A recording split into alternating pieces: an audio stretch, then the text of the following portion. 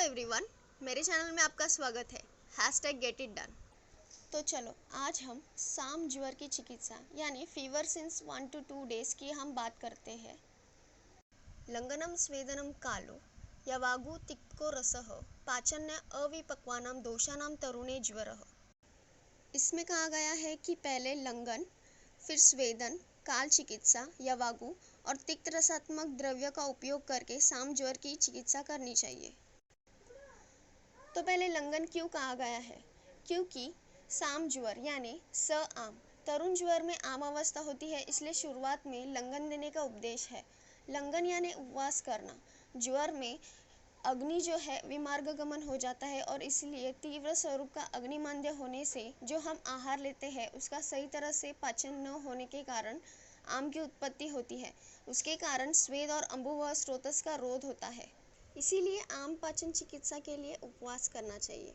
इससे आम का पाचन होने पर जो स्रोतस अवरोध हुए हैं वो दूर होकर पाचक पित्त अपने स्वस्थान पर आकर अग्नि को बढ़ा देता है। इसीलिए ज्वर कम होने पर मदद होती है। उपवास करने से भूख भी बढ़ जाती है और ज्वर के कारण जो तृष्णा और अरुचि उत्पन्न हुए हैं वो भी नष्ट होती है और शरीर में लाघवता उत्पन्न होकर उत्साह और बल की वृद्धि होती है। परंतु रुग्ण के बल को ध्यान में रख के लंगन देना चाहिए, क्योंकि वातज और क्षीण दुर्बल व्यक्ति में लंगन नहीं देना चाहिए। इससे रुग्ण के बल को हानि हो सकती है। इसीलिए इन व्यक्तियों में अल्प मात्रा की औषधियों का प्रयोग करना चाहिए, जैसे कि वत्सनाप कल्प। वत्सनाप में व्यवाय और विकासी गुण के कारण स्त्रोतोरोध दूर होने में मदद होती है, इसलिए इसका उपयोग ज्वर में करते हैं। कफ ज्वर में त्रिभुवन कीर्ति, पित्त ज्वर में सुचेकर और वात ज्वर में वात विध्वंस रस। इन कल्पों के डिटेल्स में आपको नेक्स्ट वीडियो में एक्सप्लेन कर दूंगी। फिर आती है स्वेदन चिकित्सा। स्वेद यानी पसीना। पसीना निकलने से बॉडी टेम्परेचर लो हो जाता है और फीवर कम होती है। आयुर्वेदिक एस्पेक्ट में ज्वर ये पित्तज व्याधि है, तो उस हिसाब से शीत चिकित्सा करनी चाहिए, परंतु उससे दोषों का स्तंभन होता है। इसीलिए उष्ण उपचार करना चाहिए, इससे दोषों का विलयन होता है। इसमें जो स्वेद बोला गया है वह निरग्नि स्वेद है। निरग्नि स्वेद के 10 प्रकार है। व्यायाम, उष्ण सदनम, गुरु प्रावरणम शुदा, बहुपानम, भय क्रोध, उपनाह, आहव, आतपाह। यानी निर्वात गृह में रहना, गर्म कपड़े पहनना इत्यादि इस तरह मृदु स्वेद का उपयोग करना चाहिए। उष्णोदक यानी गर्म पानी पीने से भी स्वेद प्रवृत्ति होकर ज्वर कम होने में मदद होती है। उष्णोदक से आम पाचन भी होता है और स्रोतस अवरोध दूर होकर अग्नि बढ़ जाता है। वात कफाधिक्य ज्वर में गर्म पानी पीना चाहिए, परंतु पित्त प्रधान ज्वर में श्रुतशीत जल का उपयोग करना चाहिए। श्रुतशीत जल यानी पानी उबालकर उसे ठंडा करके सेवन करना है। गर्म पानी पीने से कफ का विलयन होता है और वात के कारण जो शोष उत्पन्न हुआ है वह नष्ट हो जाता है। श्रुतशीत जल से दाह, संताप, भ्रम, मूर्छा ये लक्षणें कम होती है।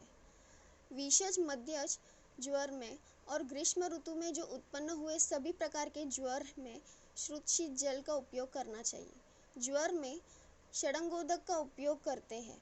मुस्त, पर्पटको उशीर, चंदन उदिच्य नागरैः श्रुतशीत जलम दद्यात् पिपासा ज्वर शांतये। मुस्ता, पर्पटी, उशीर, चंदन, उदिच्य, नागर यह 2-2 ग्राम चूर्ण लेकर उसमें आधा लीटर पानी डालकर उबालना है और ठंडा करके सेवन करना है। उससे षडंगोदक कहते हैं। यह पित्तग्न कार्य करता है और तृष्णा शामक और ज्वरग्न है। फिर है काल चिकित्सा। आमावस्था लक्षण दूर होकर पश्चमान अवस्था के लक्षण दिखने पर इन बीच जो टाइम पीरियड है उसे काल चिकित्सा कहते हैं। सुश्रुत ने सप्तरात्रम परम केचित मन्यते देय औषधम 6 दिन के बाद औषध प्रयोग करने बोला है। चौथा है यवागु चिकित्सा। यह जीर्णशाली षष्ठी से बनी पेया है। आम पाचन होने के बाद यवागु का प्रयोग करना है। पेया लघु गुणात्मक और अग्नि दीपक है। दोष, वात, मूत्र, पुरीश का अनुलोमन करता है। द्रव गुण से तृष्णा शामक है और उष्ण गुण से स्वेदन करता है। सर और लघु गुण से लघुता उत्पन्न होती है और इसमें आहार द्रव्य का प्रयोग किया जाता है, इसीलिए वह बल रक्षक और प्राण रक्षक है। इस प्रकार यवागु ज्वरग्न कार्य करता है। रुग्ण को दीपन पाचन द्रव्य से यवागु देने से अधिक लाभ होता है। लास्ट है तिक्त रसात्मक द्रव्य का प्रयोग ज्वर में करना चाहिए।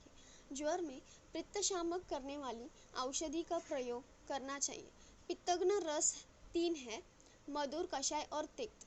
मधुर रस में शीत और गुरु गुण के कारण आम उत्पन्न हो सकता है और कषाय रस स्तंभन करता है और स्रोत अवरोध करता है, इसीलिए मधुर कषाय रसात्मक द्रव्यों का ज्वर में प्रयोग नहीं किया जाता। तिक्त रसात्मक द्रव्य आकाश व वायु महाभूत आधिक्य के कारण लघु और स्रोतस विशोधन करता है, इसीलिए आम पाचन भी होती है।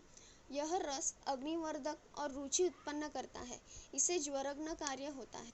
ज्वर में तिक्त पंचक्वात यह कल्प श्रेष्ठ माना गया है, क्योंकि इसमें गुडुचि, पटोल, इंद्रयव, निम्बत्वक और किरात तिक्त जैसे श्रेष्ठ तिक्त रसात्मक द्रव्य है। इस तरह गाइस आप पेपर में 15 मार्क्स के लिए साम ज्वर की चिकित्सा लिख सकते हो। इसमें आपके पूरे पॉइंट्स भी कवर हो जाएंगे और आपका पेपर ऑन टाइम भी हो जाएगा। और आपको कोई भी डाउट हो आप कमेंट सेक्शन में डाल सकते हो। गाइस इस वीडियो को ज़्यादा से ज़्यादा शेयर करो और मेरे चैनल को लाइक और सब्सक्राइब करना मत भूलना। Thank you.